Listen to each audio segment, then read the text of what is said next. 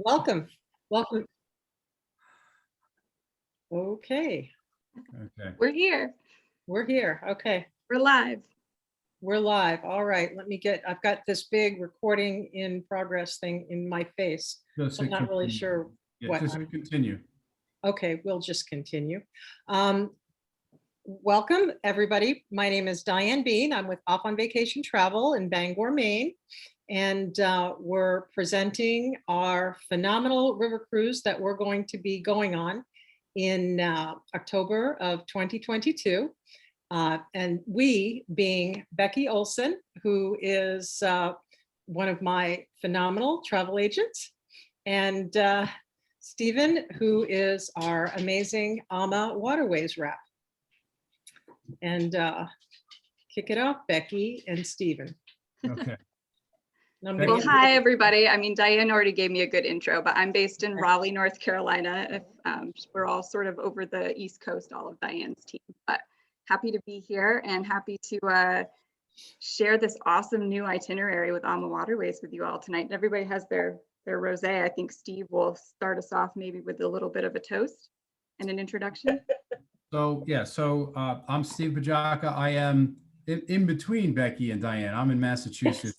And I am the regional sales manager for Amawaterway. And Diane is one of my very best group advisors. We've done many groups together. We've done many presentations together. And Becky is my new rising star. We've done a lot of presentations together. And she's got just about a year and a half, 2 years in. She's got a lot of following. She's got a lot of juice here, as we say. And we're having a lot of fun promoting these different groups. And I know Sheila now, like, first name basis, because Sheila's on all of our calls. We appreciate that. So, but tonight we're going to sort of preview a really nice itinerary in France that covers not one but two rivers. Marries the Rhone River, which we've always done in France as a company, but new to us now will be the Saône River. So we'll do the southern part of France, more of a Mediterranean cuisine and different types of wines. And you get to Lyon is the midway point, and then it's the Saône River going north, and it's more rural and farm country, and the cuisine changes and the wines change. You get all these nouveau wines. So we'll take a little spin through that itinerary, little overview on river cruising if people have not been. And then we'll just, it's not a big group, it's an intimate group. So we'll do a quick presentation and then we'll open it up for Q&A or comments or feedback or what have you. But I hope you enjoy this. We will have a toast. We have a toast slide, right, Becky? I think we do. Yeah, so we'll toast in a minute and we'll get started. So I'll share my screen now and we'll do the presentation. And where are you? There you are. Okay, so here we go. So the itinerary is aptly named. It's the essence of Burgundy and Provence. These are the regions we'll be sailing through.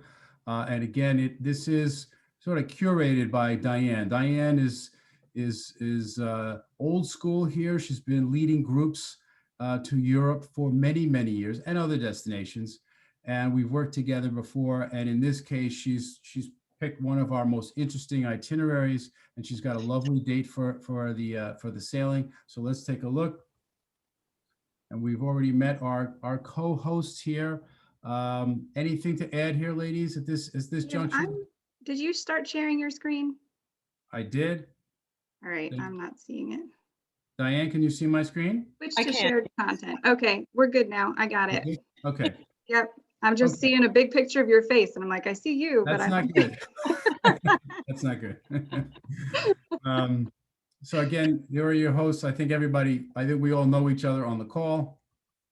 Here's the toast. Okay, here's the toast. Oh, so, very nice. Raise it. I have some Chardonnay from the region here, so everybody's got something different, but basically very. All right. Let's toast to a wonderful back end of the year, back half of this year. Yes. Let's get back to normal here. Cheers. Cheers. Cheers. That's good. Amawaterways, I'll make the assumption that most of you don't know my company, the company I work for as a river cruise company. We're a family-owned and operated company. I like to show this slide because I think there are other names out there that are probably more notable than ours, or more prominent than ours. But basically, family owned and operated river cruise company since 2002. One of the top 2 rated river cruise companies in North America. Left to right, here are our owners. My fearless leader there on the left is Gary Murphy. That's my boss. He's our VP of sales. He's a part owner. In the middle is the lovely Christine Karst. She's a part owner, senior VP of sales. And the gentleman on the right with the glasses is kind of central to our story. That's Rudy Schreiner, and he is married to Christine. He started the company in 2002. In the 1980s, he started the first river cruise program for a company called Uniworld Tours. They were a tour operator, and they recruited Rudy because he was a nautical engineer by trade. And he built their ships. He actually converted that company from a tour operator in Europe to a river cruise company before river cruising was really a thing. And river cruising in those days was a couple of nights, day trips, a couple of nights. And he started designing these very long ships, and ships with large staterooms, and ships with a lot of public space, and so on and so forth, these luxury ships. He did a very good job with that. And in 1995, when a company that we in the industry call the Big V, Viking, opened their doors in 1995, Becky and Diane know them well, obviously. They recruited Rudy to be their very first president. So he started that river cruise line. He designed all those ships there. He designed all the itineraries there, did a great job, put them on the map. We see them on Masterpiece Theater all the time. We get their mail in our mailboxes all the time. Great company, one of our competitors. But in 2002, Rudy decided he'd like to do things his own way. He left, he partnered with Gary, and he started Amawaterways. And for us, it's been a great ride. And he's an innovator in the industry. He designs ships differently from everybody else. And that's who we are. You don't see us on TV very often. Now and again, we might get a spot. We work with Samantha Brown, so you might see us on PBS with her. But mostly we're working with what we call the retail trade. We work through people like Diane and Becky, and they are our sort of disciples out in the field talking about us. We're not that much out on the airwaves. So that's who we are. And river cruising as a vacation, as an option, nothing to be compared to ocean cruising. It's apples and oranges. River cruising is different and has grown immensely in the last 10 or 15 years in North America because it is a better way of visiting these old port cities and medieval towns in Europe than, say, a motor coach tour. That, when I got into the industry in the 80s and early 90s, we were taking bus tours through these cities and towns. So it means you were packing and unpacking every day. You were eating your meals at hotel restaurants or at somewhere along the way. The coach would stop and you get lunch, so on and so forth. But it was sort of Rudy's concept that if you could build a 5-star floating hotel and serve 5-star cuisine and have wine and beer flowing on the ship and have the excursions included in the pricing, that people would enjoy that more, right? It's much more laid back. It's easier. It's more comfortable. The ships dock right in the towns, right in the cities. The excursions are walking or hiking or biking. You don't have much coaching at all. So it's just a better way. And it took a while to build the trust in the industry. But at this point now, this is the preferred way for people to see these destinations in Europe over, say, a rail tour or a motor coach tour or a self-drive tour, which can be fun if you're younger, not as much fun when you get older. When I was Becky's age, I would do a lot of rail tours and driving in Europe, but not so much anymore. So it's just a wonderful way to see these old cities and towns in Europe. And then the ships on this particular itinerary, the ship looks like this. It's a long, narrow ship built to fit through the lock systems of the different waterways and rivers throughout Europe. So the size of the ship, the length, the width of the ship is really predicated on the local governments telling you the locks are X wide and this is how big your ship can be. So everybody on a certain river would have pretty much the same looking ship And then inside the ship is what makes the difference between some of the companies, is how much space is there in the staterooms, how much space in the public areas, what's served on the ship, and so on and so forth. So, but on this particular itinerary, we have the Amacello. It's a beautiful ship. She's been around for about, I want to say about 10 years now, maybe 21, maybe about 10 years, 9 or 10 years now.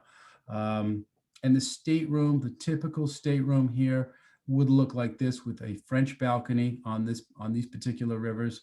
I failed to mention that passengers, I think 144 passengers on this ship, with a crew of about 45 to 48. Okay. And if you all aren't familiar with Amawaterways, Steve, you can correct me if I'm wrong, but you're all doing some of the smaller ships and like guest passenger amounts in comparison to your competitors, right? That is correct. So it's one of the things that Rudy does differently than some of the other folks in the industry is on the same size ship, putting anywhere between 20 and 40 less guests on the ship, thus giving you more space on the ship, both in the public areas, in the dining rooms, in the lounge. The sun deck is the sun deck, but the stateroom. So it's a much more comfortable way of doing it. There's fewer passengers. It's a better crew to passenger ratio. I appreciate you pointing that out, Becky.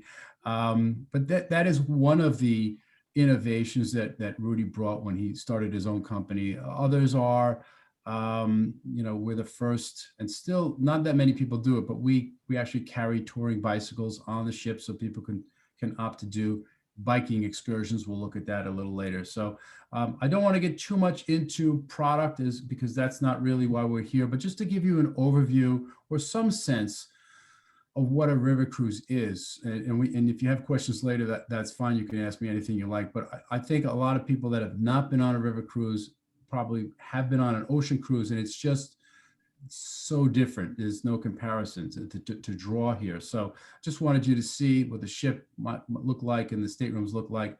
With regard to dining, everything is 5-star. Everything is brought on the ship on a daily basis. We're bringing ingredients, food stuff onto the ship. Nothing is ever frozen. We make our own breads. We make our own pastries.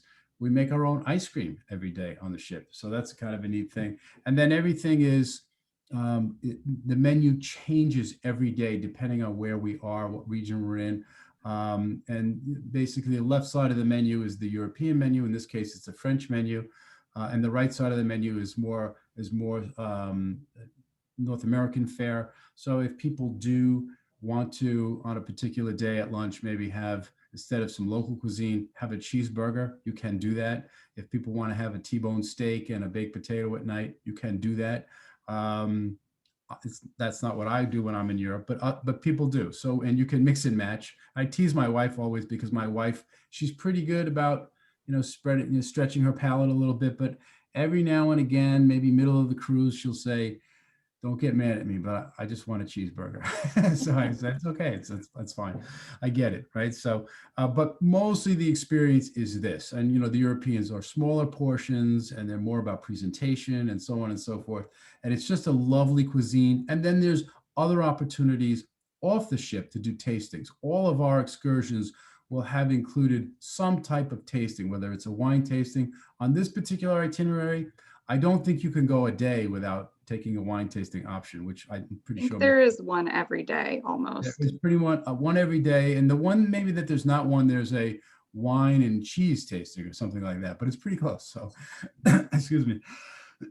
So that's how and all the meals are included in the pricing, and it's breakfast, lunch, and dinner.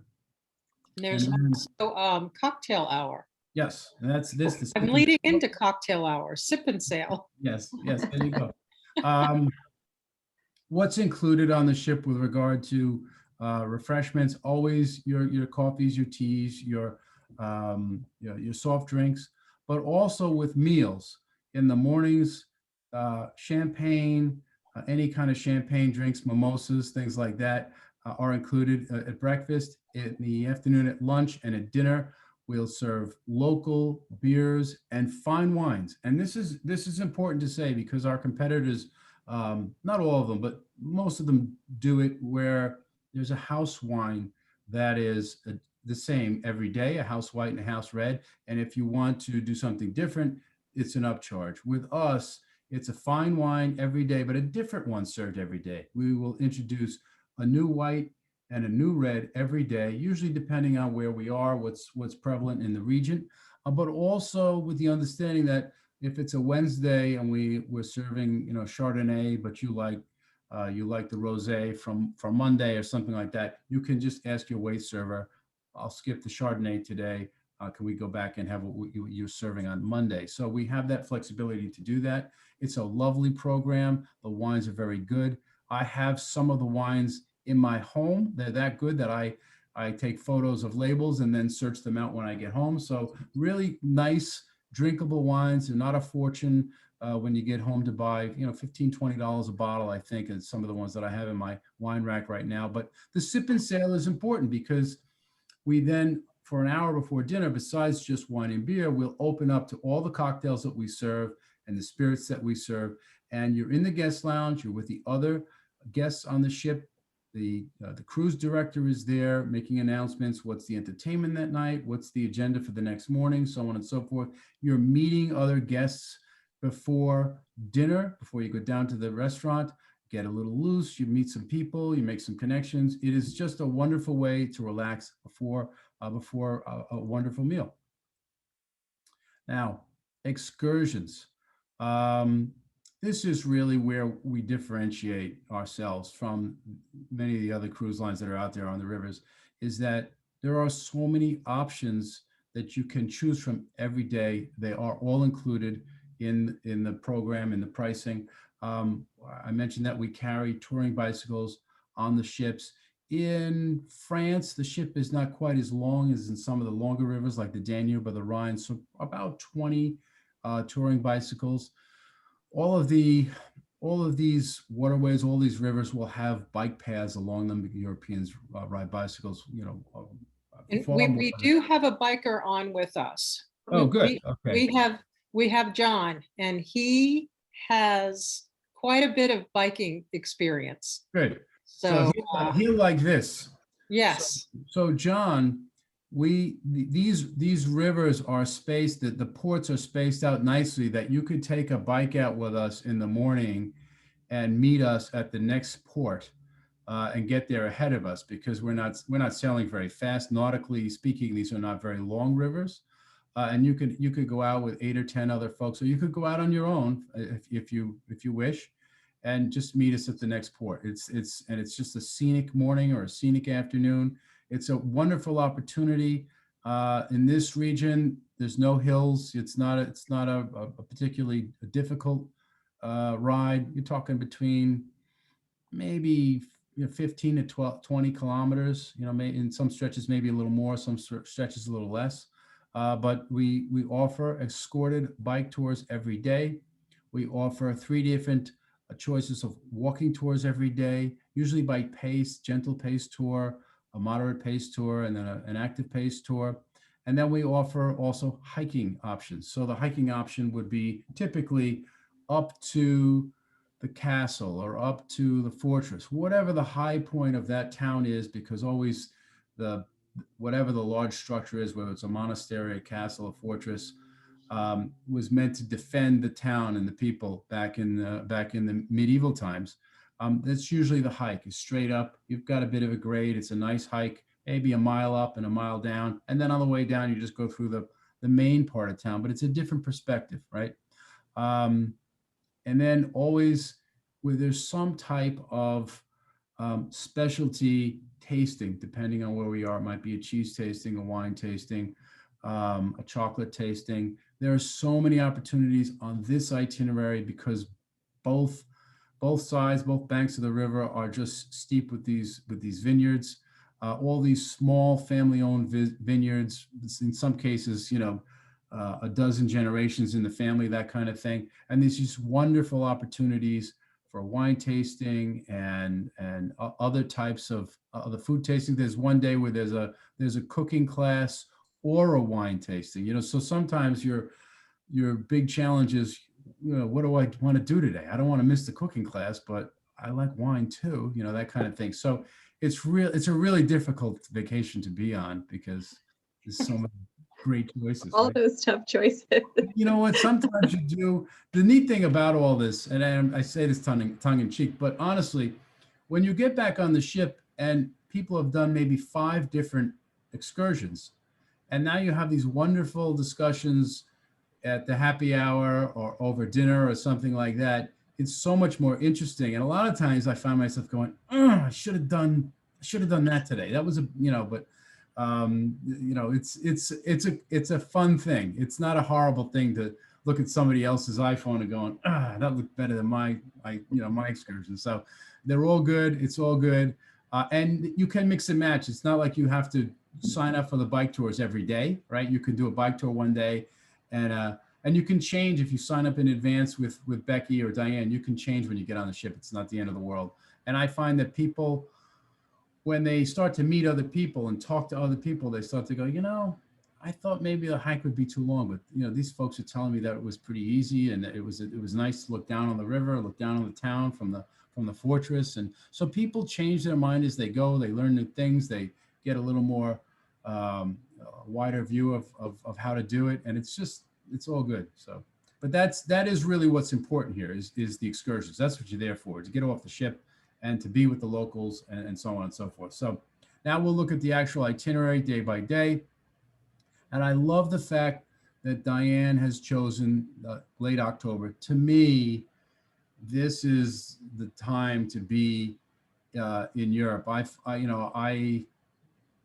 don't always get to choose when I go because I work for the company. A lot of times they tell me when I'm taking a group, but if I have my druthers, October and May are my 2 favorite months. October in this part of the world is sort of like, foliage up in Maine or New Hampshire, because actually, if you see behind me here, you see one of my pop-ups here is that time of year. It's like late October, early November, and you can see the colors have all changed. You still have some green, but you have a lot of this rust color and oranges and browns and some reds, and it's like our foliage, and it's just beautiful. It's absolutely stunning. It's gorgeous. So it's a great time of year to be on both of these rivers. It's warm enough. You'll still get low middle 60s in the daytime, and you'll get cooler 50s, low 50s at night. But to me, perfect weather for eating and drinking and walking and hiking, and just a great time of year. And then quick look at the itinerary, just so people sort of get a sense, not a map to scale, obviously, but just to get a sense where we are. We're not far from Switzerland. We're not far from Italy to the east. And the Rhone River is considered the southern part of France. There it starts where Arles is, up to Avignon. And this part of France was part of the Roman Empire for many years. So there's still a heavy Romanesque feel to it. A lot of the cuisine is more Mediterranean than you'd find in the north. The wines are different. As you get up to the north and you get past Lyon and you're up into the Burgundy region, the cuisine changes. Everything is served sort of in a heavier sauce. Everything is sort of, the butter becomes more important, whereas in the south, it's olive oil that's used with everything. In the north, it's butter that's used with everything to cook. And you have richer sauces. Cheese becomes more prevalent.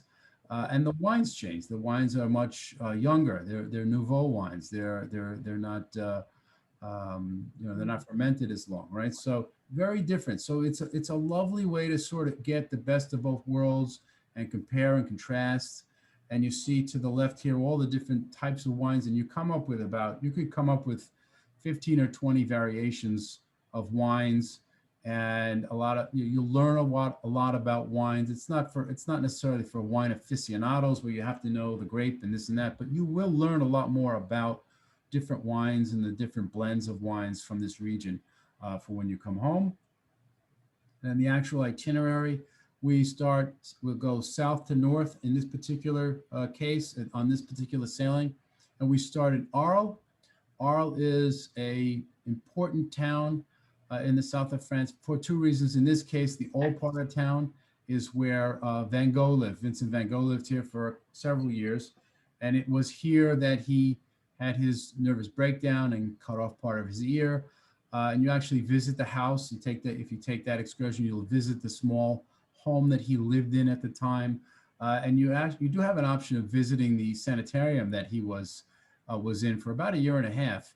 And he produced quite a bit of work while he was there. He produced over 150 paintings. He was still working while he was there. And it's actually it's a Catholic, it's a Catholic run, I don't know, I guess it's a sanitarium still, but it's run by nuns, and it's very lovely. Actually, it's a lovely estate now. But you can do all these things in the old quarter of town, and then the greater part of Arles here. There's a lovely visit. There's an amphitheater there that looks similar to the Roman Colosseum. This is actually built in 90 AD. And went vacant for centuries. Okay, so the French government had no use for it, and until like the 1930s, and they sort of revived it and brought it back, and they used it for bullfighting, which I think is kind of interesting. And still, once or twice a year, they will have a bullfight there on occasion. But moreover, it's used just for concerts, summer concerts, rock and roll music concerts, things like that. If you go online and you look for music festivals and things, you can buy tickets and go here. It used to hold 10,000, but the seating now is about 5,000. So there's a visit there. It's very interesting. And you can just see some of these images. You can just sort of see the feel. Look at the older buildings here. You can see that there's more of a Roman type of architecture here. And you wouldn't, if you just looked at this image, you wouldn't guess this was part of France, right? So that's kind of interesting. This is Avignon. Avignon, again, with the Roman footprints here. This is the famous broken bridge at Avignon.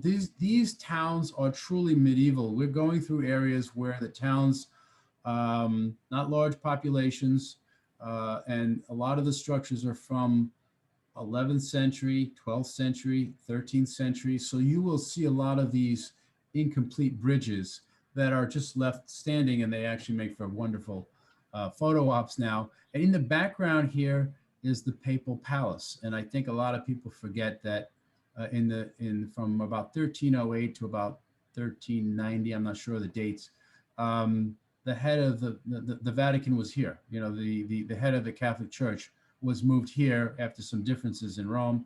And for about 80 or 90 years, I think there were 3 popes during this span, but the church was run from Avignon. So very interesting. It's another excursion that you can do. It's held up pretty well for it's 800 years old, and it's a wonderful visit. And it's quite large. You can't really tell from, there's no perspective here in this image, but it goes on for another mile. It's pretty big. It's a whole like mini city, right? So very interesting stuff.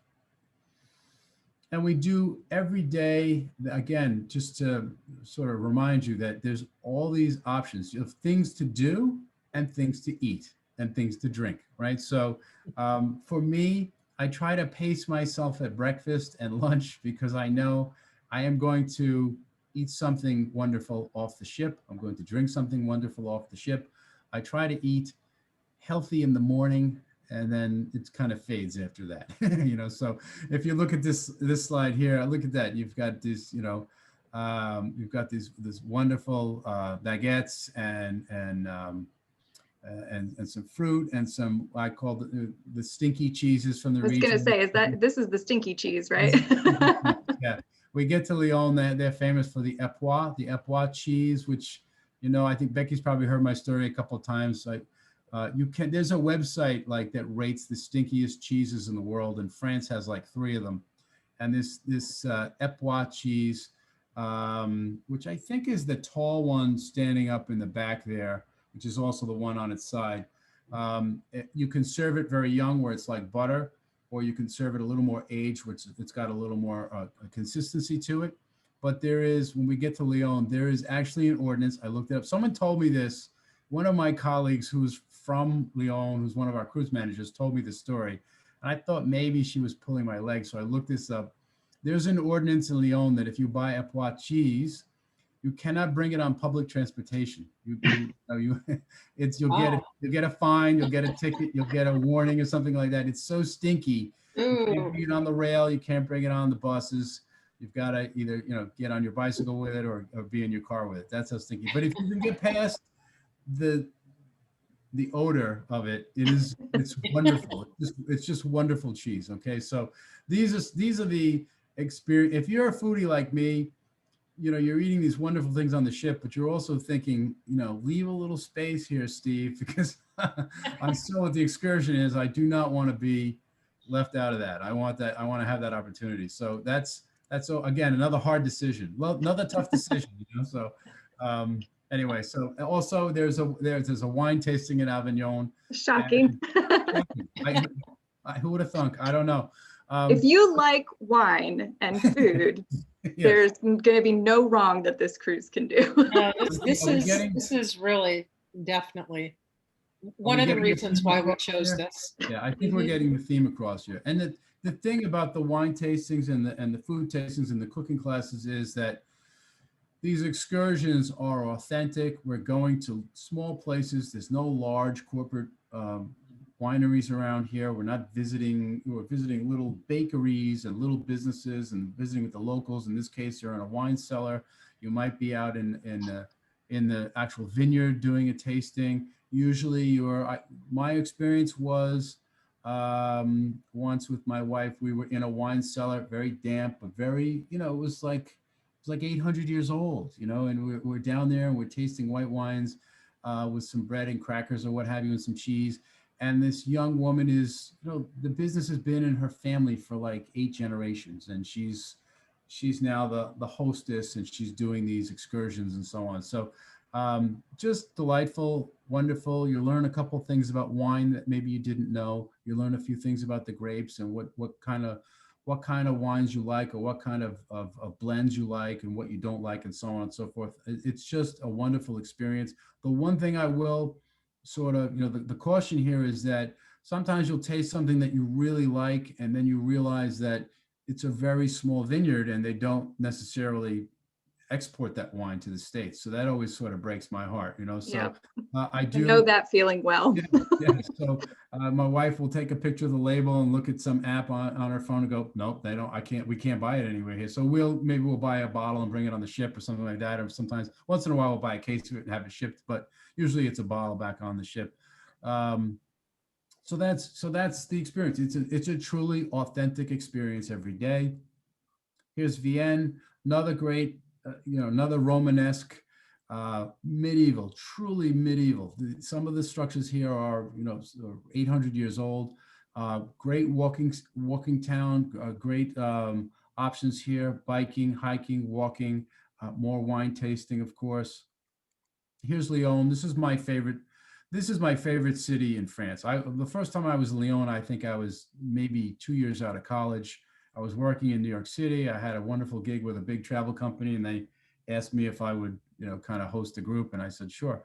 And just the food here, this is the midway point of the itinerary. So you have all of this wonderful Mediterranean cuisine married with all of these wonderful northern, heavier beef bourguignon, those types of rich stews, and all different kinds of restaurants. As a young man, I remember the first time I had rabbit stew was here in Lyon, and it was awesome. It was awesome, and the wines were just I can't even articulate it. So all I know is that since then, I think I was 22 or 23. I've been back several times, and it's a beautiful place. Third largest city in France, the gastronomical capital of France, really known for all of the restaurants. There's some crazy stat out there about having the most Zagat rated restaurants in I think in France, maybe in Western Europe, I'm not sure, but it is just a wonderful place. There's some more of some of our stinky cheeses there, and just a great place. And again, everything we do that's escorted, the excursions, please remember, you can get on and off the ship as many times as you like, as long as we're in port, and we encourage you to do so, right? So, and if you're traveling as a group, and if you're traveling with Diane and Becky, and you do something in the morning and you say, let's come back here in the afternoon and do this. Let's do some sightseeing here. Let's do some shopping here. Let's sit down at a bistro and share a couple of bottles of wine here. That's the benefit of A, working with a travel advisor, but B, traveling with a group of people that like-minded, maybe you already know, related to, friends, what have you, colleagues. That is the beauty of traveling as a group, okay? And now we get to the Saône River, and I've just got a quick image here that show you that, I don't know if anybody's been on the Danube or the Rhine rivers. Those are big, mighty rivers. Those are long rivers. Those are wide rivers. There's a lot of commercial traffic on those rivers. There's heavy current in those rivers. This is a lazy, sort of winding, snaking river through the valley here. And I kind of like the perspective here that this image gives of where we are. You could swim from one side of the river to the other. It's not again, nautically speaking, this is not a super long journey or anything like that. So we're just kind of snaking through the Saône River as we head north. And now we are in the famous countrysides of Burgundy. You can see vineyards as like rolling vineyards as far as the eye can see from the ship, both banks of the Saône here. It's just beautiful. And it's more rural. It's just much more rural than where we just were. Mâcon is famous for some of its Chardonnays, I want to say. And this is a lovely image just getting to the evening. Again, this is another time that I like to maybe leave the ship is after dinner. And we do have entertainment on the ship, sometimes very nice. Sometimes it's sort of kitschy, if you know what I mean. So I usually check out the entertainment in the morning. Maybe I'll ask somebody on the crew, like, what's the lowdown on the entertainment? Is it kind of, what is it? Is it stale? Is it good? Who are these folks? That kind of thing. And then I'll make my call with my colleagues or with my family. I'll say, no, we're ditching the entertainment and we're going back into town. I like that little place for a little restaurant right on the riverbank there. Let's go get some wine and a bucket of oysters or something like that. and off we go, that kind of thing. And we're not offended. We get it. That is why you're here, right? So we do encourage the guests to get on and off the ship as many times as you like. You'll always know when we're leaving, when we're sailing. We won't leave you behind. It's very difficult to miss a river cruise ship, right? So I did a presentation last night, and quite a few people, I'd say Becky's age group, and they were asking, hey, so in Vienna, can we go out to the clubs? Can we go clubbing? And can we get on the ship at 3 a.m? Does anybody care? And I said, no, we're there overnight. Nobody cares. Just, do your thing. That's what it is. It's your vacation, right? So, and Mâcon, so the wine, look at that. Another wine tasting. So I feel like we should have played a drinking game. So this is just let's be honest, this is just a virtual presentation, and these are beautiful images, and I'm trying to do it justice, but obviously I can't articulate in words what a wonderful itinerary this is, what a wonderful part of France this is. I've done this region several times on my own, not necessarily on a river cruise, but just a great part of France. The food is fantastic. It's very laid back. It's very old school. It's not that different, Diane, from New England and Maine, where people still make their living on the land, and it's really simple and basic. It's just a beautiful part of France. You do visit a lot of chateaus. That's what France is known for. It's sort of their word for castles, right? So the Chateau Cormatine, I actually choose. There are a lot of chateau visits on this itinerary that are woven into your walking tour or your hike or so on. This one I like because it still has a moat. I just think moats are really cool. So it's probably from my childhood, remembering things like that, or maybe the Monty Python movies. I don't know. Maybe that's what it is. But this is really cool. It still has a working moat. Lovely visit here.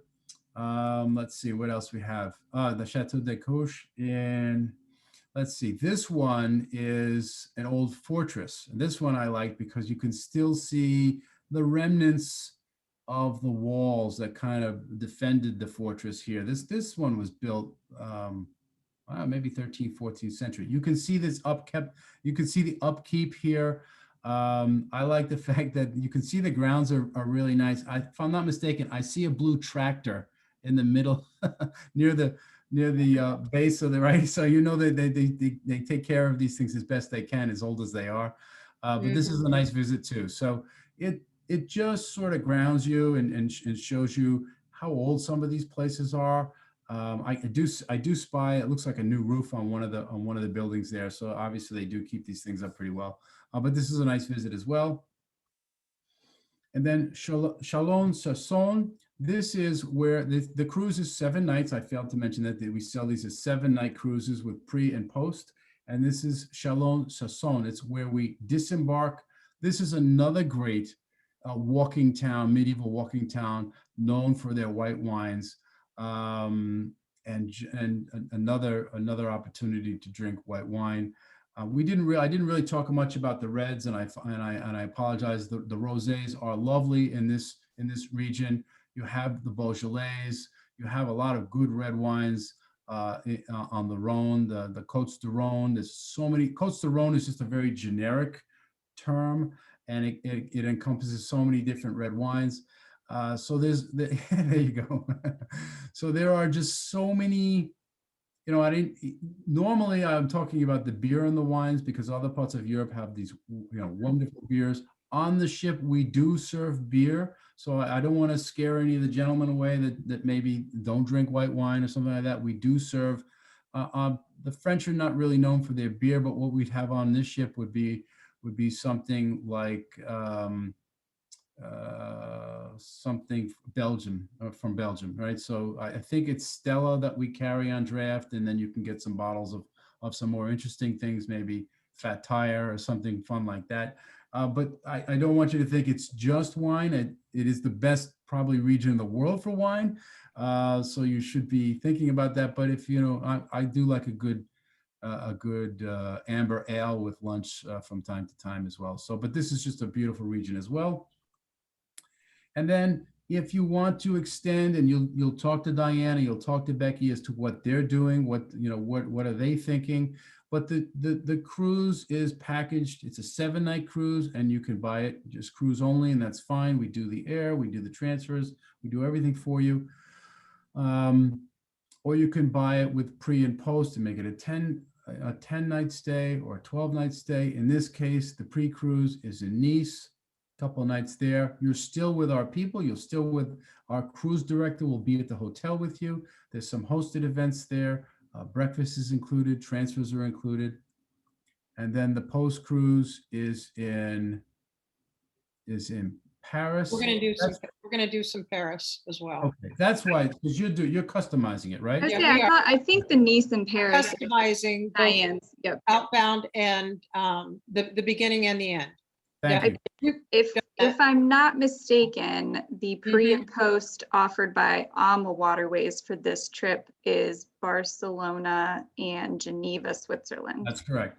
But thank you, Diane, because now I remember you. So yeah. This is another reason that you always want to work with a travel advisor. In this case, Diane has so much experience. She's going to customize and do pre and post and have that offering. We offer pre and post, like Becky says. Our pre and post is Geneva at the back end and Barcelona at the front end. If you did it with us, it'd be TGV rail, from Barcelona to Arles, and then I think it's a motor coach from where we. I just saw Mary pop up into the chat, and yes, that's correct, Mary. So part of Diane's pre and post that she's creating is Nice, France pre-trip, and Paris. Yeah, starting in Provence, of course, and we're going to be going from the end of the cruise. We're going to go up through the Champagne region and up into Paris. So that's what we're planning. And I And do, you'll probably have more details about maybe a year out Yeah. or closer. Yeah, we're going to start out with southern France in Provence. And I'll share that this is a very nice rosé. It's dry. It's H&B, which is the Hecht and Bannier from Provence. So Nice.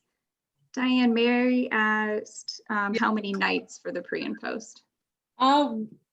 we're open. We're open. Generally, I do 2 on the outbound, 3 on the after on the post, but on the ones that we've done before, people have done 1 night, they've done 2 nights, they've been done 3 nights. Some people have done whatever they want to do, and we've customized that as well. So Yes, these are just to give you all some just to sort give of you an idea. preset options, but Yeah. we can also do completely custom add-ons as well. Absolutely.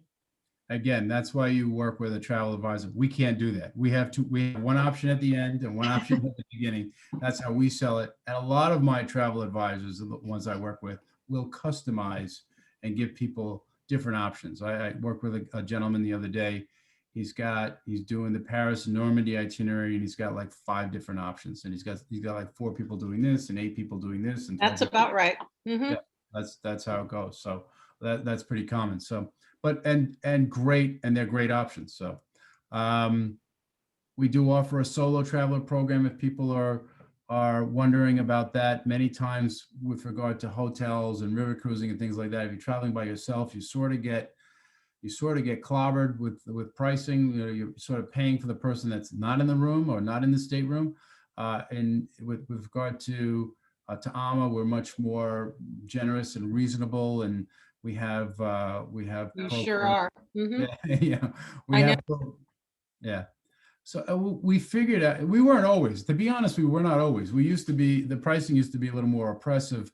But when we figured out our demographic and who's traveling with us, it's about 12% of our guests travels as solos. So we have different ways now to save money. There are some promotions where on the basic cabins, it's only a 10% supplement. On the balcony cabins, it's a 25% supplement. So that, I mean, the ladies here, Diane and Becky, know that that's a really good deal compared to what's standard in the industry. So don't be shy about asking about a solo rate, or how it works, and so on and so forth. And I hear advisors sometimes asking people that are solos to share, and sometimes that works. But yeah, I know. I said Becky's. Yeah, it's not wouldn't be my go-to. I would look at the solo rate first. Yeah. And this ship, for this particular one, the Amacello, does have a couple of specially designed single cabins, occupancy. Yeah. I don't know what the availability for our particular dates is on those, but Already that has been taken. What'd you say? Oh, really? We've got one that's already been taken. Okay. Mhm. Okay. So I don't know what the number of them is, but they're probably getting scooped up fast. Just a couple. It's just a couple of them. Yeah. Yeah. And this is not for me to, this is for both you ladies to talk with folks at a future time, but just again, food for thought, letting people know we can handle singles quite well.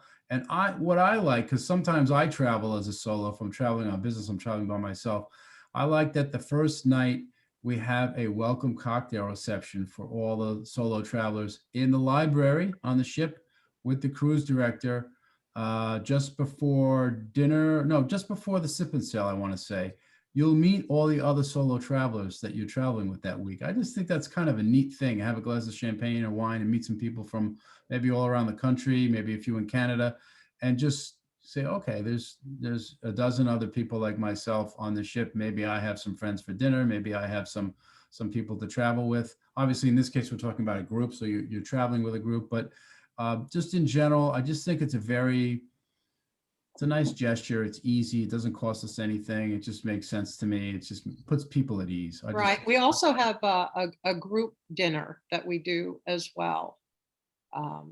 That is very, very nice, that we usually do in a special restaurant. Right. The chef's table restaurant. I didn't even know that. So Yep, that's always a good thing. Then that's something that Diane will set up what night that's going to be. So good. It is a great experience. It's really cool. Everybody gets to do that experience at least once on a 7-night cruise. And then as far as, you know, the offering here, the ladies have been really squeezing me here lately. They made me extend an offer that had recently expired. Becky was holding me down and Diane was kicking me, and Oh, I'm just teasing. Gosh, we're violent, Diane. yeah, absolutely. No, they just asked. They asked me and said, you know, what's the sailing look like, and can we extend this? We were promoting it. We were promoting this, I think, last fall, and then we discussed promoting it again in the spring. So here's what it is. It's $500 off per person on any of the staterooms. The offer is valid for, if you're on this call tonight, you have 2 weeks from tonight to make a $400 deposit to hold a stateroom and earn that savings. I know that the ladies will also post a link to the video, and you still have the 2 weeks. And then the neat thing about our company is we don't require final payment up front when you're making a booking. Some of our competitors do, and there's no reason for you to give us your money 18 months before taking a vacation. We don't need all your money that early. We don't have any debt on our ships. You don't have to help us pay mortgages or anything like that. So it's just it's a deposit. Diane or Becky will find the right stateroom for you and answer any of your questions and so on and so forth. And Steve, just real quick to clarify, the $500 per person savings that we've got right now is only towards that group booking that we're doing in October of 2022. So you're welcome to do this trip on a different date if you want, but the pricing will. But if you want to come with us, Yeah. and Which of course, why wouldn't you want to come with us? That is a blast. It is going to be a blast. It's a wonderful itinerary. So, so just to point that out, not to go too much into the numbers there, and then I think, so now we can open it for a Q&A or comments or feedback, and I can unshare my screen, Becky, so we can see each other. Is that better? Yeah. Yep. Okay. Go for it. Yay. Okay. Hi, everybody. I hope I wasn't too long-winded there. Sometimes I kind of go off on tangents, and Becky has to reel me in, so I apologize. I don't know how to do fishing. good job. Any feedback, any questions? It's hot out still, is it? Probably hot out. So, hi, Dad. I have one question is, I'm not on mute. obviously there's going to be a lot of wine tasting in this whole program, but is this a wine? The one we went on with the Danube was a wine tour. Cruise. There was a winemaker on board. Is this cruise that way? It's not. No, Okay. No. That's a great question. that is. Because it seems like it, because you're just in such you're in wine country. It's almost overkill to do a wine theme. We do some wine theme cruises on this itinerary, but this is not one of them. Okay. No. And I do like to, again, not everybody is as enthusiastic about wine as myself or some of the folks on this call, but yeah, you have the opportunity for cocktails and spirits, and the beer is wonderful as well. But you're in some of the best, vineyards, certainly in Europe. I won't talk about other places, but it is just a wonderful opportunity with some of the cuisine to pair with some of these wines. But no, it's not technically a wine themed cruise with a wine host. It just happens to be wine tasting heavy. We're okay with. Trust me on this, you have to pace yourself. I've been on some of these itineraries where by day 3, I'm like, okay, buddy, you got to slow down here. You've hit the wall here. You don't have to be drinking wine at 10 o'clock in the morning. Come on, get with the program, that kind of thing. So, but it's easy to, trust me, it just sneaks up on you. It's very easy to do. And, the Europeans don't have the same, feelings about alcohol and wine. I explained to somebody the other night that in much of Europe, during the plague, all you could drink that you were sure wouldn't kill you and your children was wine and beer. This is why the Europeans have such a sort of a more relaxed view of younger people drinking wine, because in the 13th century that they were drinking wine because most of the water was fouled with the plague. So it's interesting. It's culturally interesting, and there are just different views on drinking wine. When you're out, you'll see much younger people drinking wine. It's not a big deal. If I could add, this was like 2 years ago, we were doing a Europe trip, and my sister and I were like on a river cruise on like Rhine, but it was like the Germany side of things. And I totally forgot that we were in Germany, and there was this 2 kids, you can tell that they were like 14 or 15, and they just had a wine. They were very relaxed. And I was like, what is happening? And then I was like, oh yeah, the drinking age is not 21 here, it's like 14 or 16. And I was like, That's right. looking for their parents. And I was like, okay, don't do that. Remember that, Mary? Yeah. Mary and I lived in Europe together. We went to high school. So Pretty laid Must back. have been fun times. well, we've got some stories, that's for sure. But But what- all of those cultural differences are based in something valid, right? So that, I think, when people, usually the local guys will tell you that in more detail, what was going on during the plague and why people were drinking wine and making their own beer and so on and so forth. But I think the average American wouldn't know that, right? So until you go and you see it. So, but my point is simply that the wine is wonderful, and just pace yourself. and we have, Mary's got a couple of questions. The first one is, she'd read about the ships getting stuck between locks.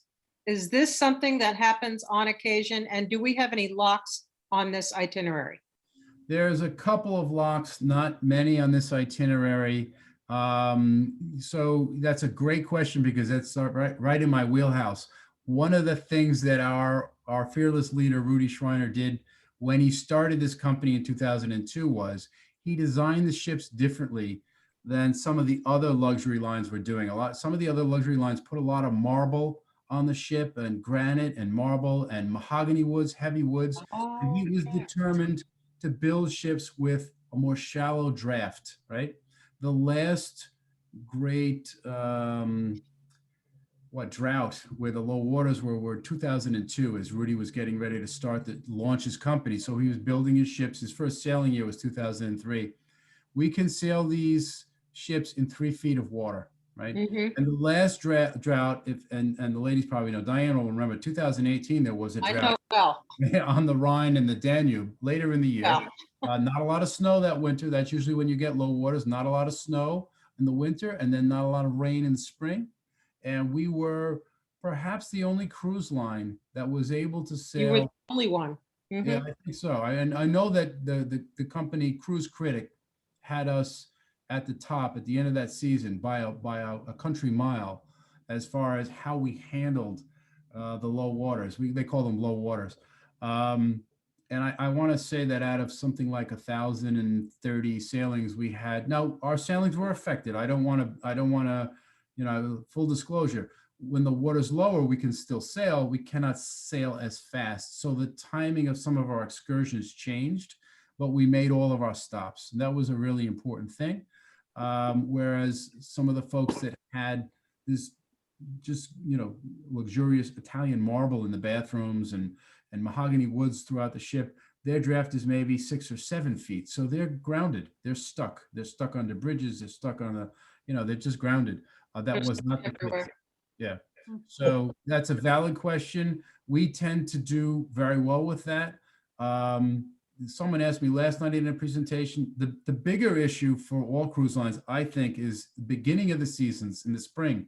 If you have a lot of runoff from snow, you have a lot of rain, there's not a whole lot we can do about high waters, or you can't get under the bridge, right? If the water's too high. We do have, the ships are very modern. They're very tech heavy. Everything's retractable on the sunroof. Everything comes down, but there are occasions. In 2013, the Rhine crested and went like 30 feet over, the banks, and we didn't sell for a whole month, so there's nothing you could do about that. But the timing of your sailing, it doesn't happen. Look at Becky, looks scared. I'm just like, timing wow, that's a really high It's a river. long time ago now, but the timing of your sailing is, so it's in the fall. You get high waters the first couple of weeks of the sailing season, late March, early April. So really no worries on this particular itinerary and the timing of the sailing. So that's a valid question. And also, Mary wanted to know, how active do individuals need to be to see all of these sites? Oh, that's a great question. Thank you. I thank you for that question, because again, in our wheelhouse. So what we do is the activity level ranges, and because of that, we have all different folks on the different demographic on the ship. We have 3 different levels of our walking tours. We have a gentle pace walking tour for people that might have some mobility issues. We have a moderate pace walking tour, which most people would fall in that range. Then we have an active pace tour. I do know from experience, whenever I travel, I make sure that I'm on the gentle pace tours at least once to see what is the difference. How are we handling these folks that might have, I've traveled with folks that use a walker, that might use a cane, that might even be, my wife and I traveled with a gentleman with his 90-year-old mother who could walk some, but off the ship, he had he sort of had a travel, like a collapsible wheelchair, and they got along just fine. So it depends on the person you speak to. That's why, again, why you use a travel advisor. They will guide you through this. You can tell them what you can do, what you can't do, what you're challenged by, and then make a decision from there. So there's all different activity levels. Don't be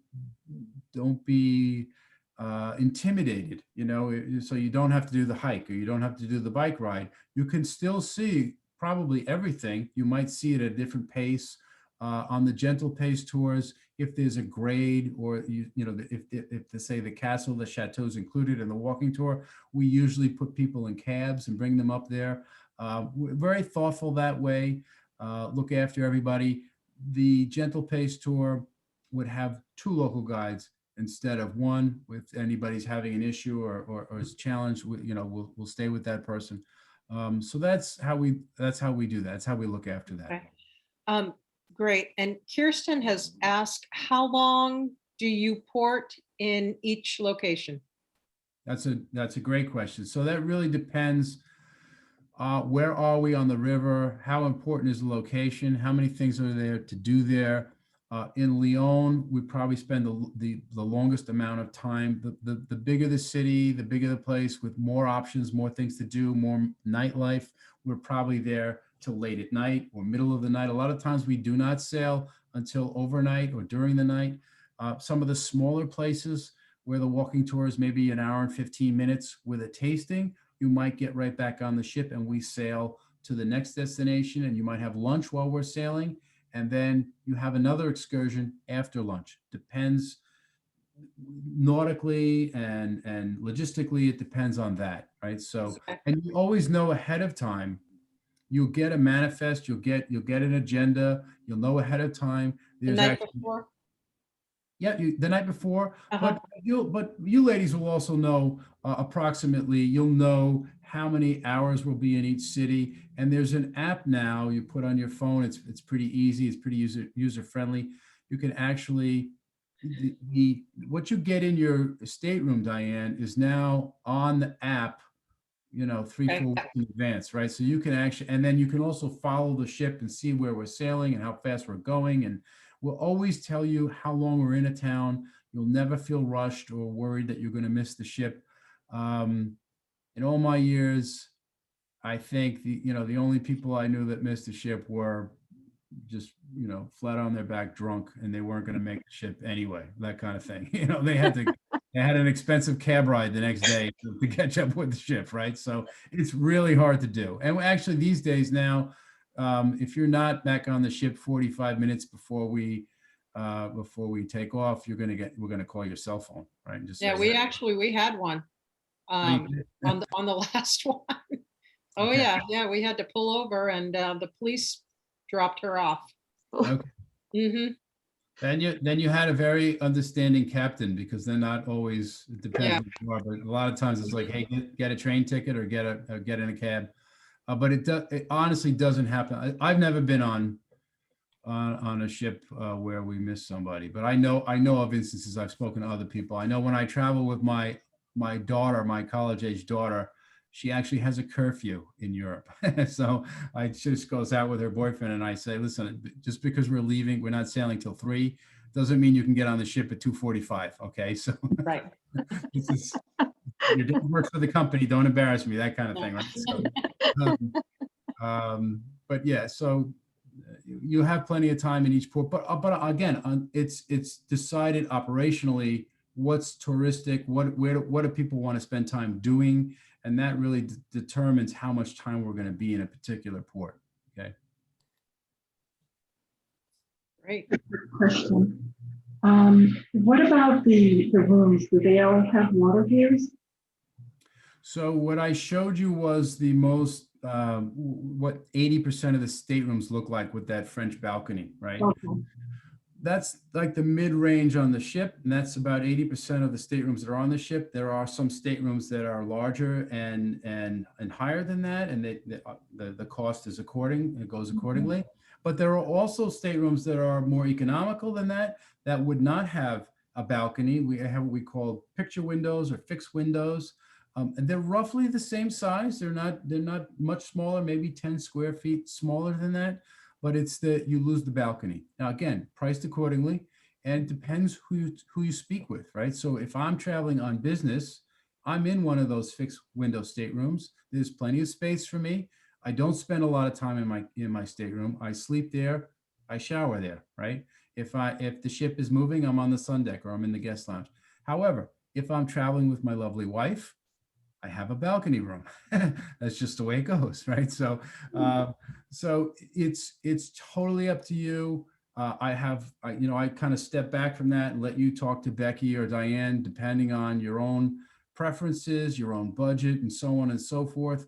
But they can explain to you the actual deck plan and the differences in the cost. Why does this one cost more than that one? What's the difference in the location, the size, and so on? So, but not the perfect question, because not all of the staterooms look like the stateroom that I showed in the image there.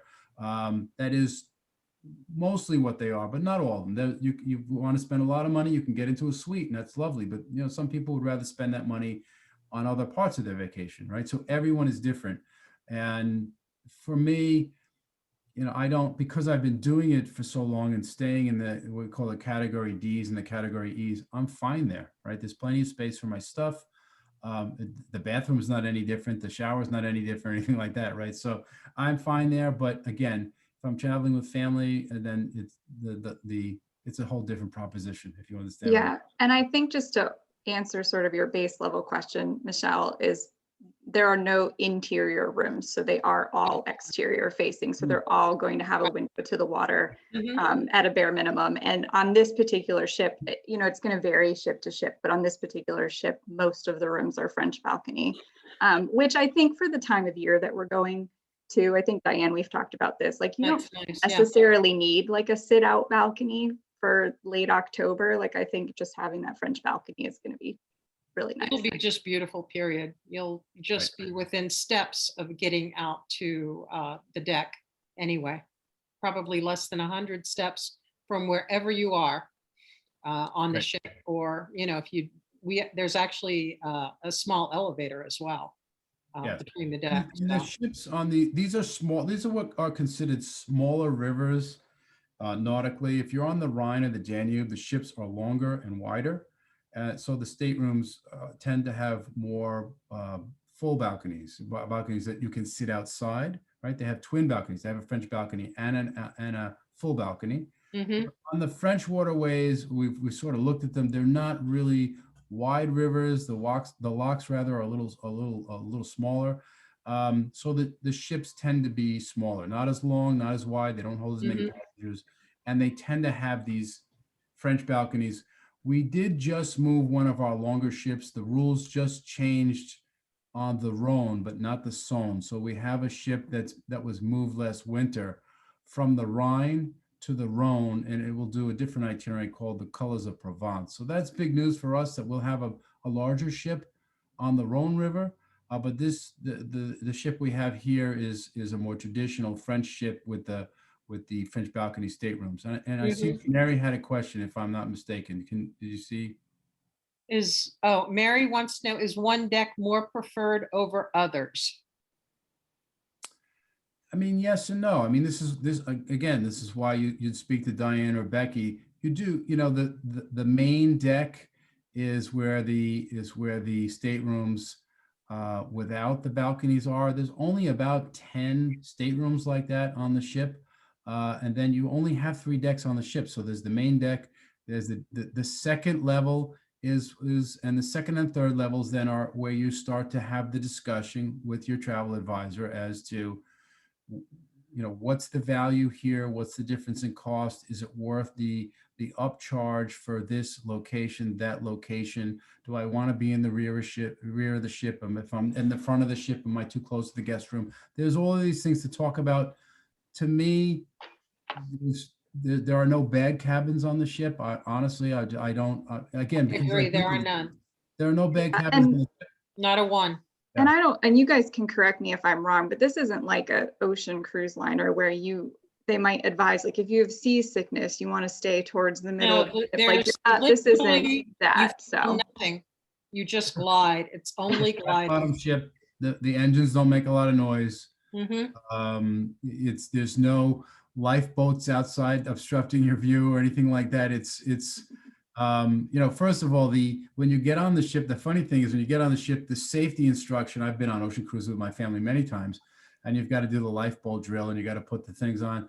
The safety instruction is we're all having a glass of wine in the dining room in the guest lounge, and the captain comes on and he comes into the lounge and he says, listen, if there's a fire or there's something, just go to the top deck because the ship is, taller than the river. It's not that big a deal, that kind of thing. We'll call you by numbers. You'll go to the sun deck and we'll wait for someone to come get us. So it's not like you have to you have to remove what you're thinking about ocean cruising. You're on a river. It's not that deep. Now, again, larger rivers, different. The Rhine is different. The Danube is different. Very strong currents. You wouldn't want to jump in the water on those rivers. But it's just a very different concept, and the rooms don't vary that much in size. The suites are much larger, but the staterooms, bottom to middle to top, vary maybe 20 feet, right, Diane? Very similar. That's true. Similar, yeah. But I can tell Mary because I know what Mary's travel style is, and I know what her husband's travel style is. She's probably a deck 2. Yes. Okay, again, so I leave that stuff to the travel advisors. This is why we are, trade centric. We sell 99% of our product through our travel advisors because that's the value that they add to the formula, to the equation. They're going to help you make a choice that works for you, right? Based on budget or taste or what past travel experience and things like that. So, there are no bad staterooms on the ship. So. Great, thank you. Okay. Any other questions?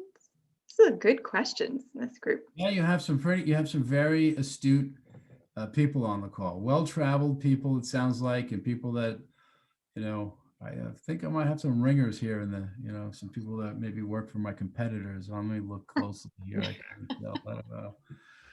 So, anyway, are we caught up? Are we good? I think so. And if you all have any additional questions, you can always reach out to Diane or myself, and we'll be happy. Right, I see John and Meg are having dinner there in their beautiful cabin in Maine. You see that there? Looks phenomenal. Look at that picture. Oh, cheers. Cheers. We'll do a last cheers. Yep. Last cheers. Last cheers. Thank you, everybody, so much for joining us. All right. Good night, everybody. Thank you. Thank you. Bye. Thank you. Night.